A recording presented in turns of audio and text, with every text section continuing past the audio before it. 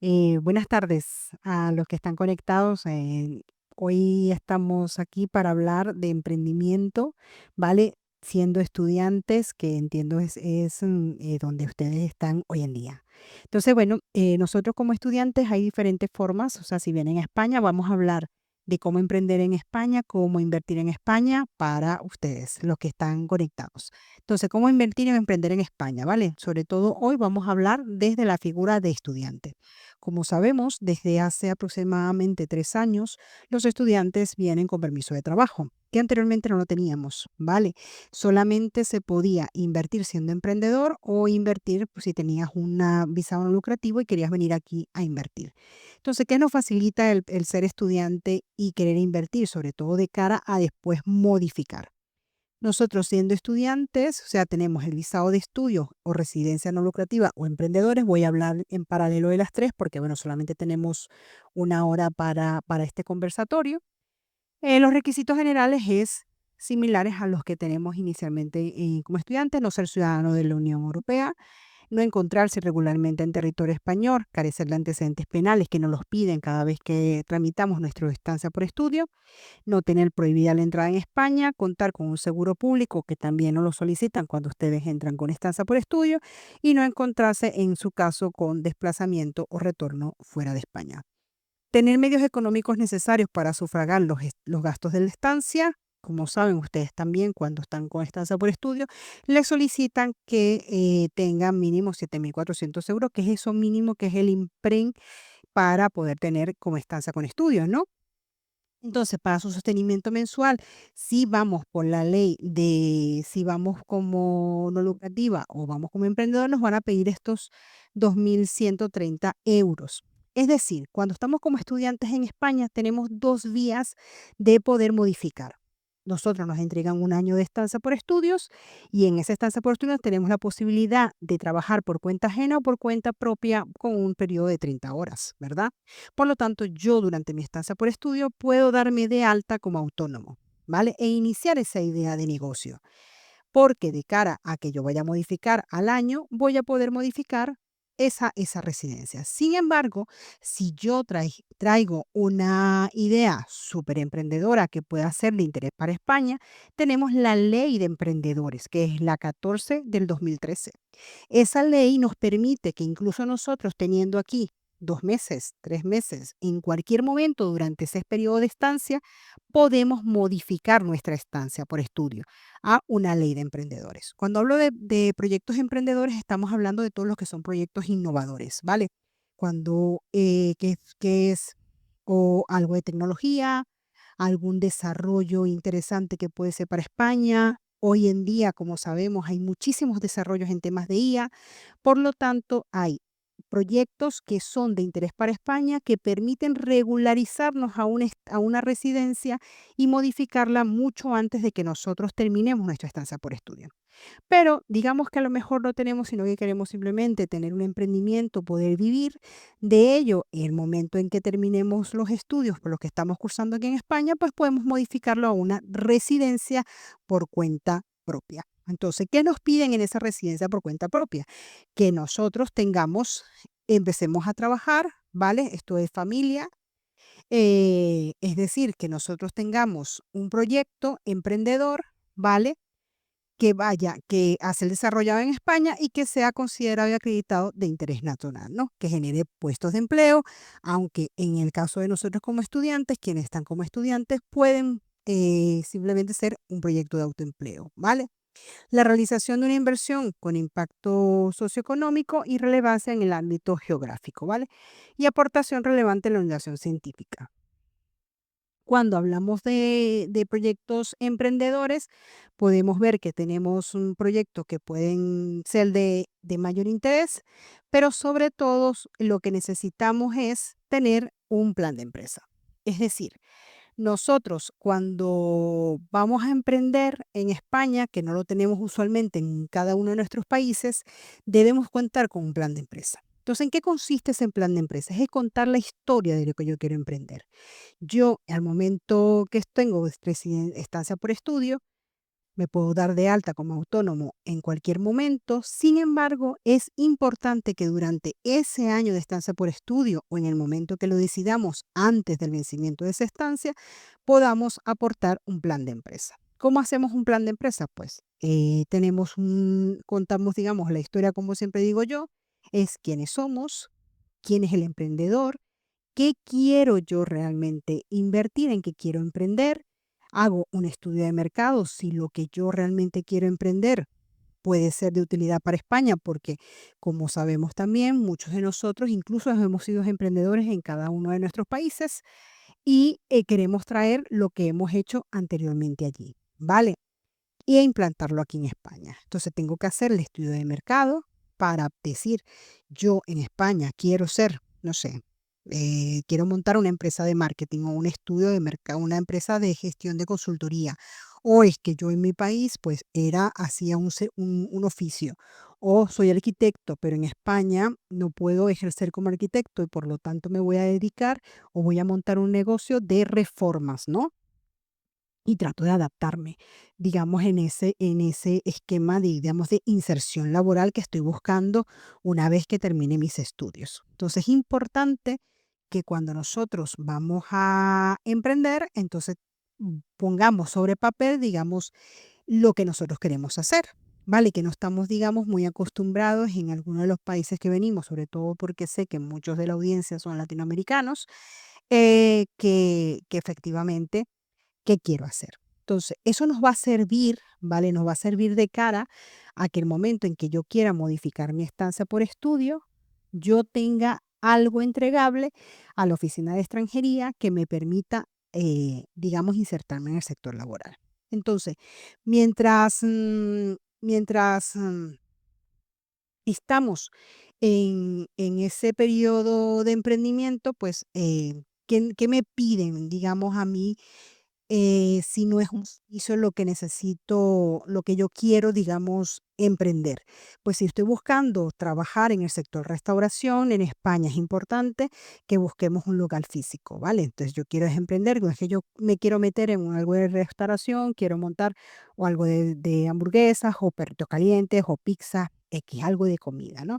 En España, para poder montar un negocio de este tipo, necesitamos tener primero un local y se necesita a su vez una licencia de actividad, ¿vale? Cuando tenemos un local tenemos que pedir una licencia de actividad. Adicionalmente, cuando tenemos un local en líneas generales, hay que tramitar con el Ayuntamiento de Madrid pues todos los permisos necesarios. Eh, cuando yo estoy ofreciendo un servicio, es la diferencia de un servicio a un local como tal. No necesito tener unas licencias, sino que voy a ofrecer, digamos, a lo mejor trabajar desde mi casa. Entonces, algo que ve, digamos, extranjería de cada poder modificar también es que tú digas en dónde vas a realizar esa actividad que como tal quieres desempeñar, ¿vale? Em, entonces, si tenemos un negocio en España, según el sector que se desempeñe, ¿vale? Debemos tener una serie de licencias para poder operar. Los nombramos algunas para que se vayan familiarizando, que es lo que les estaba comentando. Tenemos licencia de apertura de actividad, licencia de obra, porque posiblemente tengamos que hacer algunas adecuaciones en el local, y esa licencia de obra se pide en el ayuntamiento para poder hacer algunas desechos, digo, facilitar lo que es el desecho de la medida. Medidas de insonorización, dependiendo de qué tipo de negocio se necesitará o no, licencia de sanidad y plan contra incendio. Voy a ir, digamos, estoy yendo un poco rápido, ¿no? No sé si alguien podrá hacer alguna pregunta. Sin embargo, voy a hablar entonces. He hablado lo que se necesita. Visado de estancia de estudio, puedo trabajar, ¿no? Como autónomo. Es decir, durante esa estancia de estudio, ya yo puedo ir testeando si puedo o no realizar mi actividad. De cara a que de estancia de estudio quiero modificar, entonces trabajo en un plan de empresa para poder modificar de cara a mi cambio de residencia, ¿no? Ahora, una vez que tengo la idea que quiero implantar, ¿vale? Con ese plan de empresa que tiene quién es el emprendedor, el estudio de mercado, el servicio que voy a ofrecer, el recurso humano que voy a aportar, que en este caso puedo ser yo o una persona más, la inversión que voy a realizar, ¿vale? Entonces, una vez que tengo eso, pues yo eso lo presento ante la administración. Ahora, en España, algo que no nos suena, digamos, a muchos de los países latinoamericanos, y es que es esa confusión de qué es un autónomo y si debo constituir o no una SL, ¿no? Entonces son las formas jurídicas.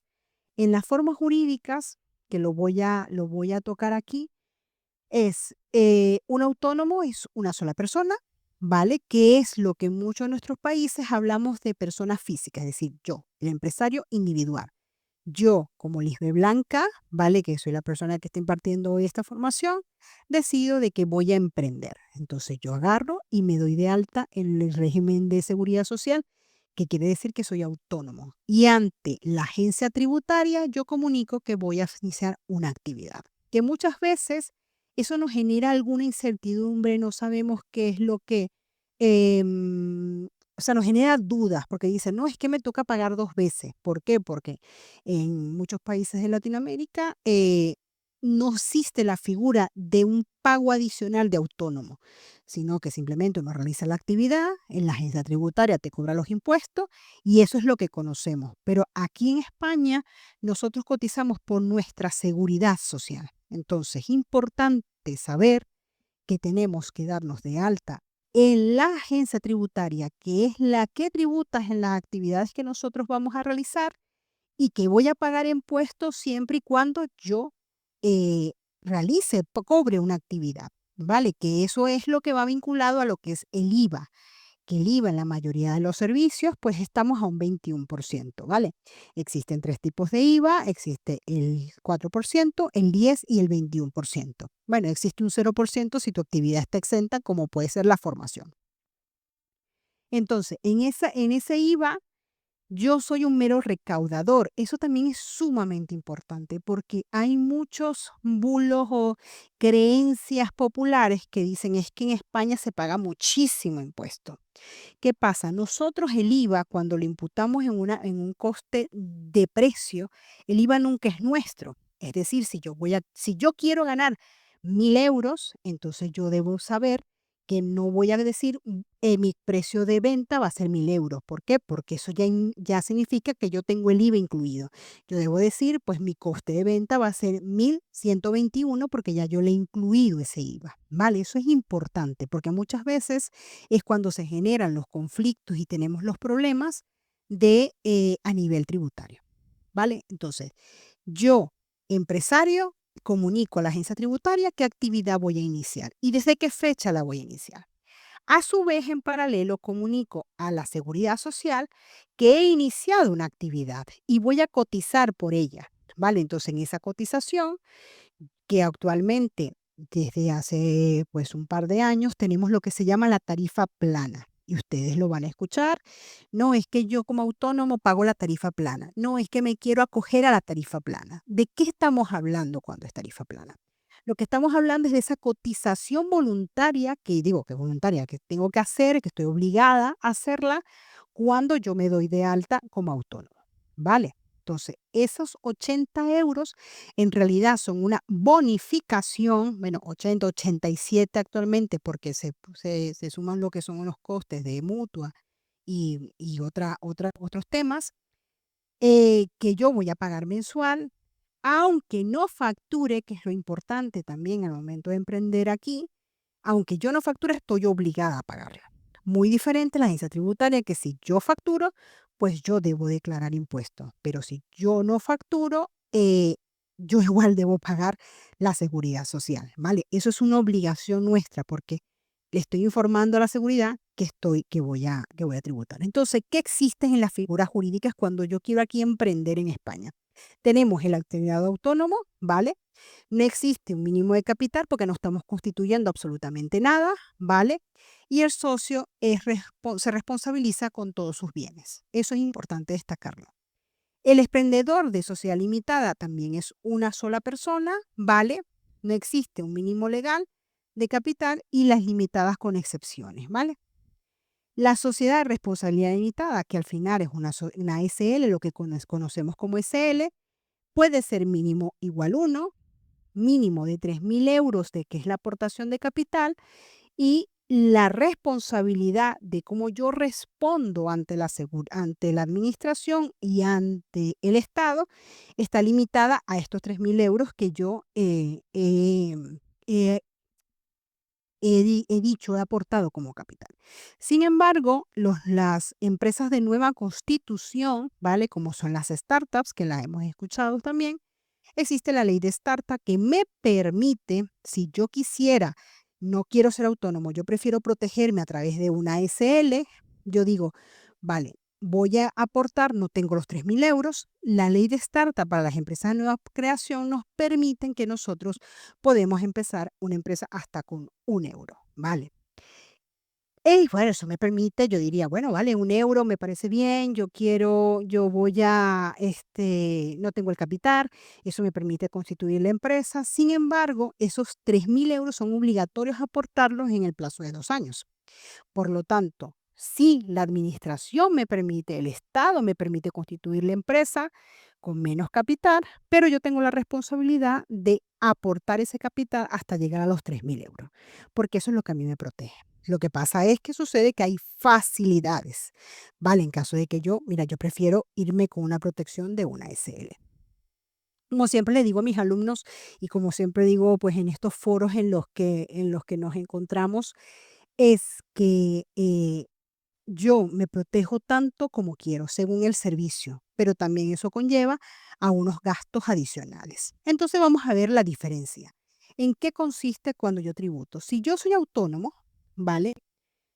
Yo no tengo impuesto de sociedades, sino que tengo lo que es el impuesto sobre la renta, ¿vale? Que es en lo que en nuestros países también es el impuesto de la renta, del tributo de lo que yo haga individualmente, ¿vale? Es decir, todo lo que yo facture, menos gastos, menos, digo, todo lo que yo facture, que es ingresos y menos gastos, yo voy a pagar impuestos, ¿vale? Que al final en este país se paga impuestos, que estamos hablando que es un 20% si soy una persona física, si yo trabajo como autónomo, ¿vale? Ese 20% yo tengo que declarar anualmente. En España se hace entre los meses de abril y los meses de julio, ¿vale? Empieza la campaña en el mes de abril y yo todo lo que haya hecho en este momento, en el 2025, pues lo tengo que declarar ahora en este año. ¿Cuál es la diferencia con una empresa? Pues que la empresa también tiene impuestos, pero se llama impuesto de sociedades y estamos hablando de un 25%. La ley de startup me permite a mí que yo durante el periodo de los 2 primeros años por empresas de nueva creación no declare un 25%, sino que como estoy comenzando, esos 2 primeros años pueda declarar un 15%.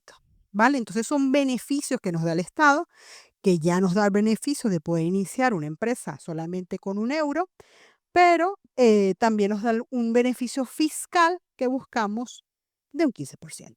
¿Vale? Entonces, al momento de emprender en España es un momento de toma de decisión, ¿vale? Es decir, ¿qué tanto me puedo yo o no comprometer en ese emprendimiento?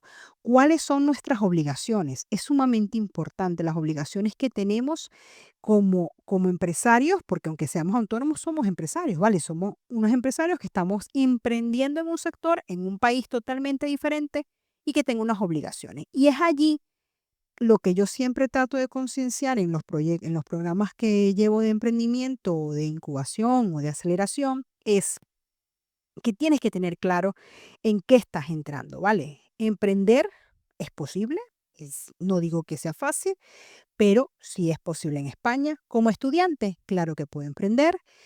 Solamente tengo que definir efectivamente en qué sector quiero emprender, o sea, y cuánto tengo que invertir para emprender. Muchos me preguntan a veces en las clases, pero ¿cuánto necesito yo para iniciar un negocio en España? Pues depende de tu negocio. Depende del negocio que tú quieras emprender. Como les decía, inicialmente puede ser un servicio, porque a lo mejor yo lo que quiero ofrecer es un servicio de consultoría en marketing. O lo que quiero montar es un negocio de restauración, porque yo he visto que aquí hay un bar cada 3 personas, no sé cuánto, no tengo la estadística ahorita, pero que hay un bar en cada esquina, ¿vale? O cada 3 bares. He visto que se vende comida, pues yo quiero emprender en eso. Pero también he visto que también hay ventas online o que hay muchos perritos, hay muchas mascotas en Madrid o en España, entonces yo quiero invertir en eso. Entonces dependerá del negocio lo que tú tengas que invertir. No es lo mismo, como les decía, si yo monto una empresa de consultoría en marketing, que a lo mejor lo que necesito es un ordenador, necesito pagar solamente licencias de productos para la ejecución de mi negocio y lo puedo hacer desde mi casa. No necesito ni pagar un coworking, no necesito pagar un local y puedo perfectamente empezar. Por lo tanto, ese plan de empresa posiblemente se puede iniciar con 3.000 euros, ¿vale? Hay que sacar los números. Yo estoy diciendo 3.000 euros como eh, una guía, ¿vale? Sin embargo, si yo quiero emprender y montar un negocio de restauración, pues entonces allí vienen otros gastos que son una inversión. Tendré que alquilar un local, tendré que ver las dimensiones de ese local que yo quiera, que pueden rondar, dependiendo, 700 hasta 15.000, 20.000 euros el alquiler de un local. Depende del restaurante, depende de donde lo quiera montar. Si lo quiero montar en Gran Vía, a lo mejor me consigo un local de 3.000 euros. Si lo quiero montar en el Valle de Villaverde, a lo mejor me cuesta 700, 900 euros. Entonces, va a depender del negocio con el que yo quiera emprender, la inversión que yo voy a necesitar. Es decir, ustedes tendrán que hacer, y para eso es el plan de empresa, sacar los costes efectivos de cómo quieren emprender. Y algo importante, si yo digo en mi plan de empresa que voy a necesitar 2.000 euros, ¿vale? De capital de inversión, si estoy buscando que ese plan de empresa sirva para regularizarme y cambiar mi estancia por estudio a residencia, necesito sumar 2.000 euros a los 7.400 que me he presentado igual como estudio que necesitamos para residencia, que es lo que debemos demostrarle al Estado de que tenemos para medios de vida, más 2.000 euros. ¿Vale? Si voy a montar un restaurante y a mí el plan de empresa me dice que tengo que invertir mínimo porque he conseguido a lo mejor un traspaso que también existe, 20.000 euros, tengo que sumarle a 20.000 euros los 7.400 euros que necesito como medios de vida para sostenerme en España. Otra de las cosas importantes también al momento de invertir es el tema de la experiencia que tengo que demostrar que tengo como emprendimiento y si, y si no, una vez que yo tenga el negocio montado, los accesos a financiación. En España existen muchísimas fundaciones, existe lo que se llama un crédito a emprendedores o financiación a emprendedores que facilita esa entrada al mercado, ¿vale? Una vez que ustedes consigan la residencia. Es decir, yo a lo mejor hago una estimación de unos 30.000 euros, pero yo en realidad lo que voy a necesitar es 50, ¿vale? Hay fundaciones, ¿vale? Que los pueden ayudar en lo que es la redacción de ese plan de empresa. Existen consultores privados que los podemos ayudar en lo que es la redacción del plan de empresa. Y existe entidades bancarias que facilitan la financiación de ese producto. Hablemos de uno en específico, que es la Caixa. Que es Microban en realidad, que lo gestiona la Caixa. Microban tiene un servicio de financiación de producto en el que ustedes pueden acceder a un microcrédito entre unos 30.000 y 50.000 euros para poder poner en marcha ese negocio. No se los entregan siempre y cuando ustedes, o se los aprueban siempre y cuando ustedes tengan un plan de empresa que respalde ese negocio que ustedes quieren emprender. ¿Vale? Entonces, eh, no sé si hay preguntas. ¿Cómo es la dinámica aquí? ¿Hay preguntas en la sala? ¿Alguien tiene pregunta? Yo tengo una pregunta. Ajá. Yo, por ejemplo, yo trabajo con sistemas y pues hago software Ok, y páginas web a medida ok, y tal. Entonces, en realidad yo para trabajar no necesito un computador e exacto. internet, Ujú. no es más. En ese caso, ¿cómo podría yo comentar o cómo podría mostrar que necesito ir o no? ¿O cómo sería la entrada como el sistema de España, porque pues en realidad yo soy estudiante, pero en realidad sí se me dificulta mostrar 3.000 euros, 5.000, 7.000, porque pues es un dinero pues, bastante grande. Entonces, con mi conocimiento, ¿cómo lo podría hacer? ¿Tú estás en dónde? ¿Estás aquí en España ya? Vale, perfecto. Vale, te explico. Es lo que te digo, si tienes un servicio, como vas a ofrecer efectivamente un servicio, ¿vale? Que es el servicio informático de desarrollo de páginas web, vas a tener que hacer tu plan de empresa, vas a hacer tu estudio de mercado y vas a decir que en España hay un número X de negocios que van a necesitar tu servicio, ¿vale? Imagínate tú que tú te especialistas en desarrollo de páginas web del sector de hostelería, ¿vale? Entonces, tú dices, mira, yo he hecho un estudio de mercado en el que me he fijado que los Airbnb simplemente no tienen páginas web en donde promocionar sus productos y yo considero que es un nicho de mercado importante para mí para poder ofrecer mi servicio de desarrollo de páginas web. En ese plan de empresa vas a indicar que tú no necesitas capital más allá de un ordenador que tiene un coste, ¿vale? Porque tu ordenador tiene un coste, te ha costado algo y tú le das un valor de 1.500 euros, ¿vale? Esa ya es una parte de tu inversión. Que adicionalmente para el desarrollo de la página web tú vas a necesitar contar con el servicio de internet, el servicio posiblemente de un desarrollo de una licencia que pagues de diseño y poco más. Imagínate que eso al final ronda unos 2.000 euros, pero es que ya tú cuentas con ellos, ¿vale? ¿Por qué? Porque como me comentas, ya has venido trabajando en ese negocio. Entonces ya tú tienes los 2.000 euros. Sin embargo, aunque tú quisieras mantenerte como estudiante, tú debes demostrar medios económicos, al igual como has venido aquí. Es decir, tú has demostrado ante el consulado de tu país o directamente si hiciste tu trámite aquí en España, que tú tienes medios económicos para sostenerte durante un año con esos medios económicos, ¿vale? Eso es lo que debes adicionar. Pero ya tú los 2.000 euros, digamos, los tienes como demostrar en el plan de empresa. Tienes que tomarle una foto al ordenador, el número de la licencia, tienes que decir con cuáles licencias trabajas, tienes que indicar cuánto te cuesta en el coste fijo de lo que es el internet mensual. Y es ese plan de empresa el que tú presentas ante extranjería para la modificación, es decir, para tú poder invertir.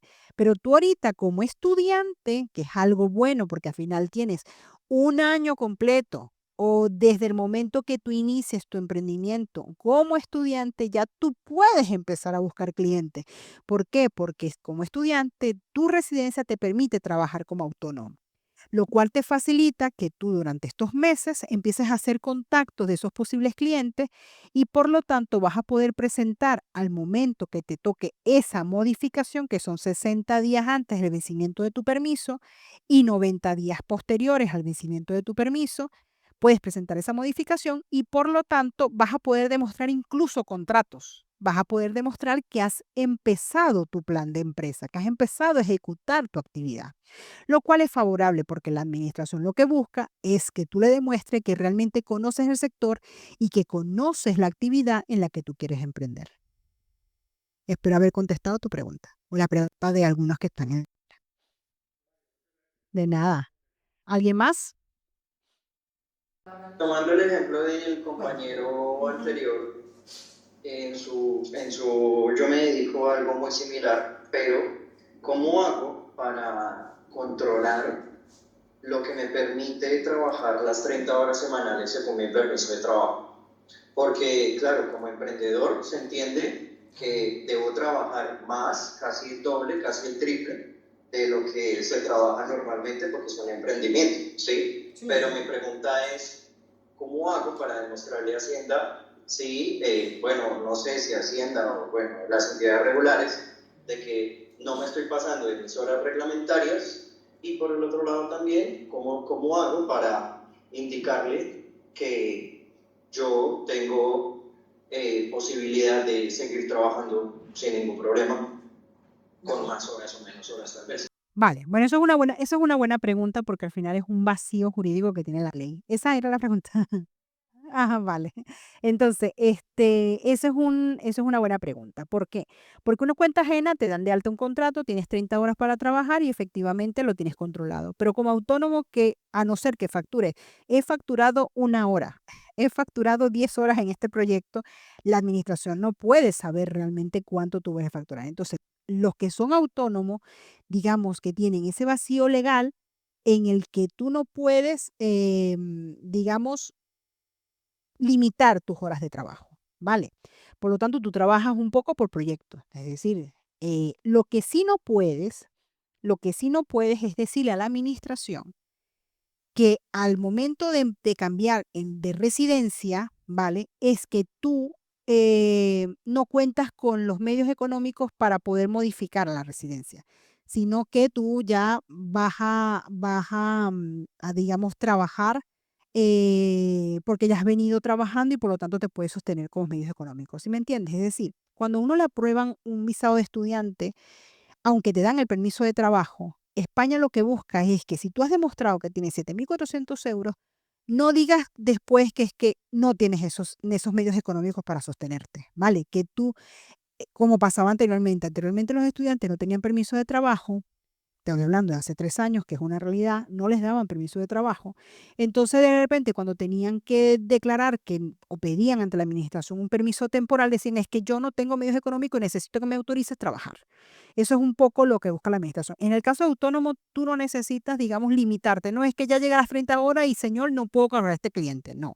Usted trabaje y busque los clientes que tenga que buscar. Eso es un beneficio que tienes al momento de emprender.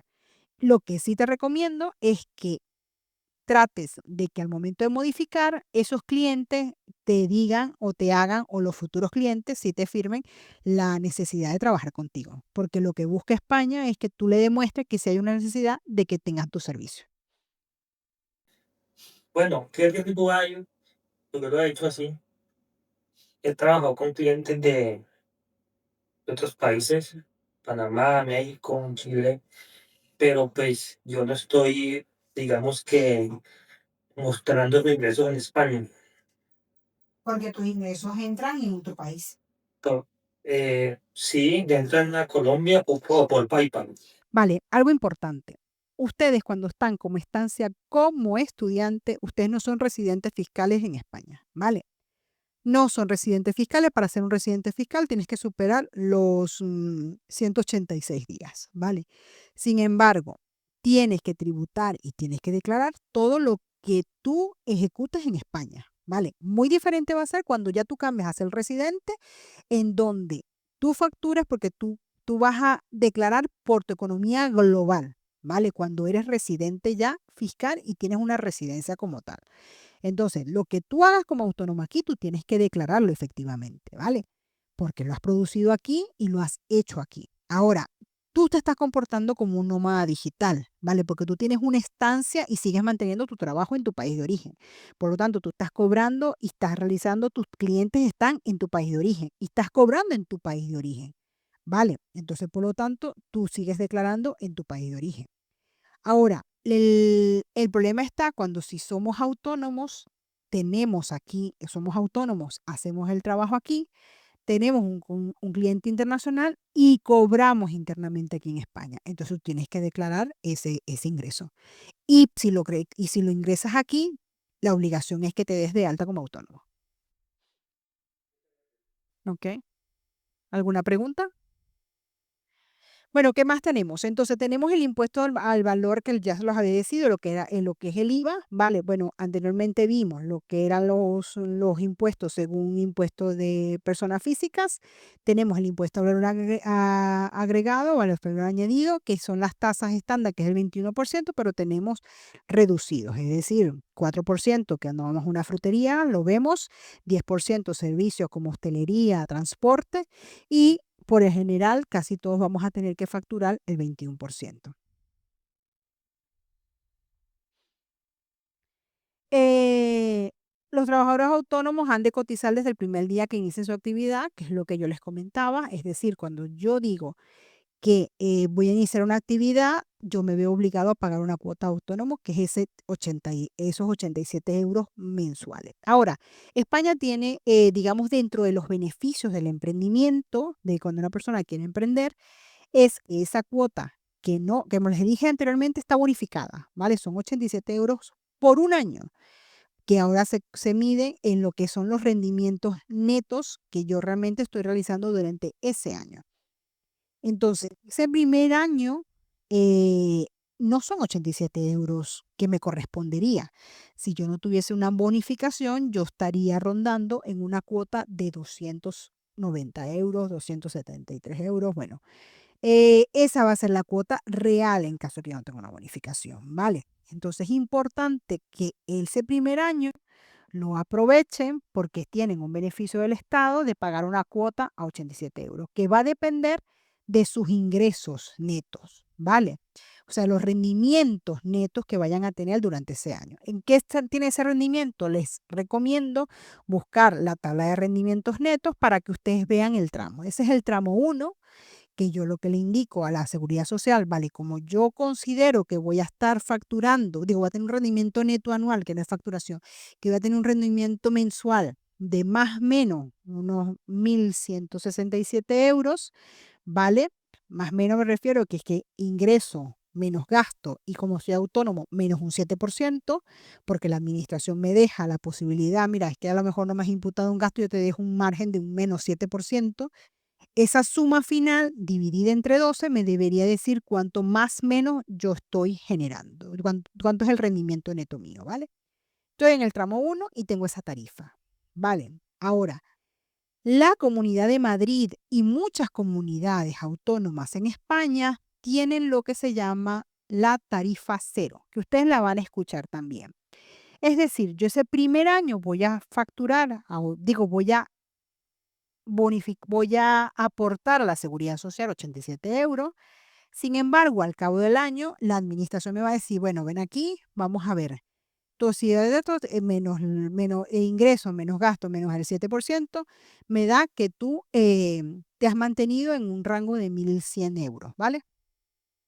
Yo, si tú me demuestras que has estado dado de alta durante un año, yo, Comunidad de Madrid, yo, comunidad autónoma, te doy el beneficio de prorrogar esa tarifa durante 2 años. Pero además, la Comunidad de Madrid y algunas comunidades autónomas, la Comunidad de Madrid, te devuelve ese primer año. Es decir, si yo ese primer año aboné a la Seguridad Social 960 euros, una media de lo que es mensual, te va a devolver esa cotización por haberte mantenido durante un año. Y es lo que se llama cuota cero.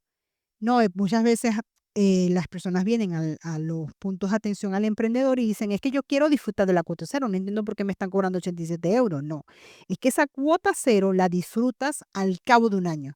Cuando tú demuestras que has sido un buen contribuyente, cuando tú demuestras que te has mantenido al día, que has pagado todas tus obligaciones, la administración como medida de apoyo al emprendedor viene y te facilita, te da esa bonificación, es decir, te devuelve ese dinero que has aportado al cabo de un año, ¿vale? Tienes que solicitarla también. Y la prórroga igualmente la solicitas a la Seguridad Social para poder mantenerse en esos 87 euros. Pero bueno, esto es como todo, ¿no? Yo a veces que me dicen los estudiantes o los usuarios, me dicen, es que yo quiero seguir manteniéndome en esos 87 euros, sí, pero eso significa que no vas a facturar lo suficiente para crecer. Entonces, si yo me toca pagar impuestos, yo estoy feliz pagar impuestos si yo facturo, ¿no? Si yo facturo suficiente para pagarlos. Ahora, lo que tengo que tratar es de realmente producir, porque malo es cuando no produzco y tengo que pasar a un tercer año en donde la cuota la voy a tener en alrededor de los 300 euros y yo me sigo manteniendo como el primer y el segundo año, ¿no? Entonces ahí cuando la cuota ya empieza la persona a decir, uff, en que emprender en España es muy caro.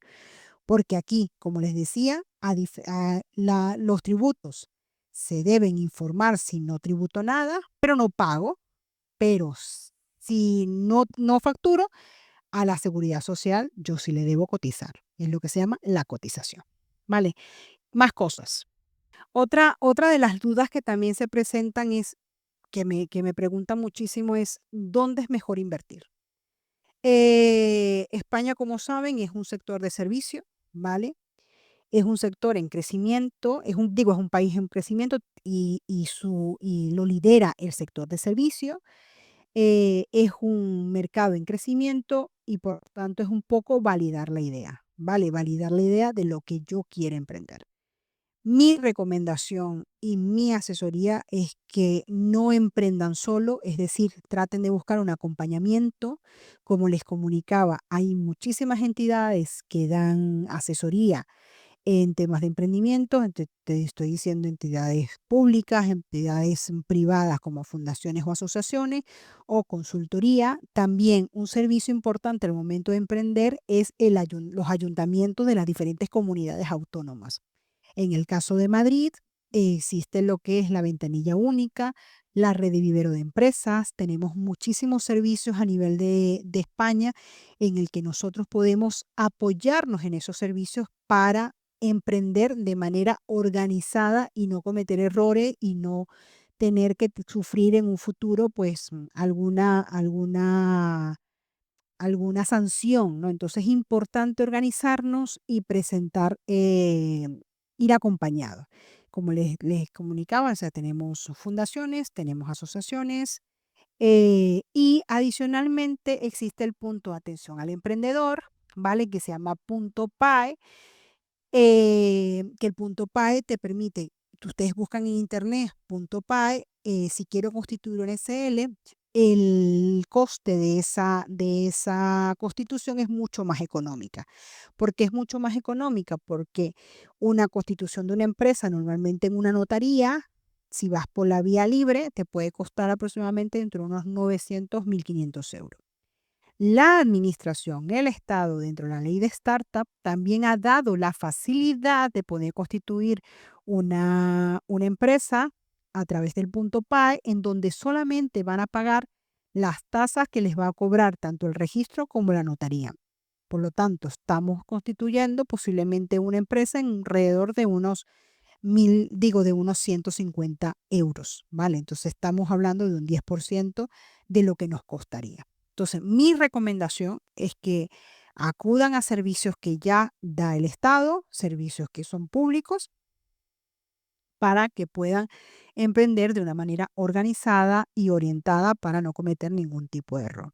De todas maneras, igual desde la universidad, desde el instituto, estamos abiertos a poderlos apoyar y a poderlos asesorar en lo que necesiten.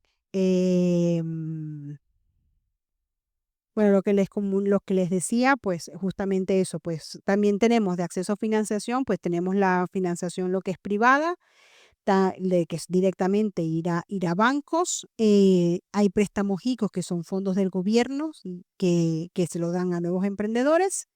Y tenemos pues ayudas a mujeres emprendedoras, ¿vale? Que financian planes de empresa. La Cámara de Comercio de Madrid tiene un proyecto para mujeres emprendedoras. Los ayuntamientos tienen proyectos, sobre todo de cara al emprendimiento femenino. Tienen programas, la Fundación Nancy Klum tiene un programa que lidera con emprendimiento femenino. Eh, la Cámara de Comercio de Madrid con la Fundación Coca-Cola también tiene emprendimiento femenino. Y quienes quieran invertir en el área rural, también hay emprendimientos de cara al servicio rural. ¿Vale? Entonces, en resumen, si quieren emprender, bienvenidos al mundo del emprendimiento. Con estancia con estudio pueden darse de alta como autónomo. También pueden constituir un SL, ¿vale? Pueden constituir el SL a través de un punto de atención al emprendedor, que es punto PAE. Deben tener, mi recomendación es siempre elaborar un plan de empresa. Si no llegan a elaborar un plan de empresa, mínimo un Canvas, ¿vale? Que les permite tener ese resumen de la idea que quieren analizar, aunque el Canvas no sirve para la agencia tributaria, digo, para la oficina de extranjería. Si necesitan que el plan de empresa, si necesitan emprender porque no consiguen otra vía de modificar su estancia por estudio a residencia, mi recomendación es tener un plan de empresa, y ese plan de empresa debe ir acompañado con la inversión, que la pueden demostrar si ya la han tenido, la pueden demostrar de cara a que la van a realizar, pero dentro de lo que es el plan de empresa en líneas generales. Entonces, si no hay más preguntas, ha sido un placer acompañarlos esta tarde y poderle dar algunas pinceladas de lo que es el emprendimiento siendo estudiante desde España. Muchísimas gracias. Mi nombre es Lisbeth Blanca, soy consultora en emprendimiento y me pueden conseguir en LinkedIn sin ningún problema. Ha sido un placer.